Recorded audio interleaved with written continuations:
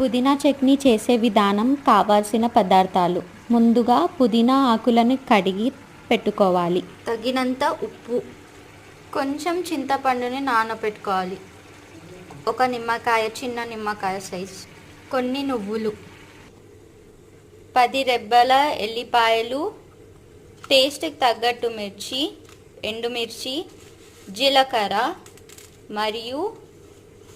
మరియు ధనియాలు అన్నీ సరిపడగా పెట్టుకోండి. ఆయిల్ ఇలా కొంచెం ఒక దాంట్లో వేసుకొని అక్క చూపెట్టినవన్నీ ఇలా వేసేసుకోవాలన్నమాట. తాలింపుకి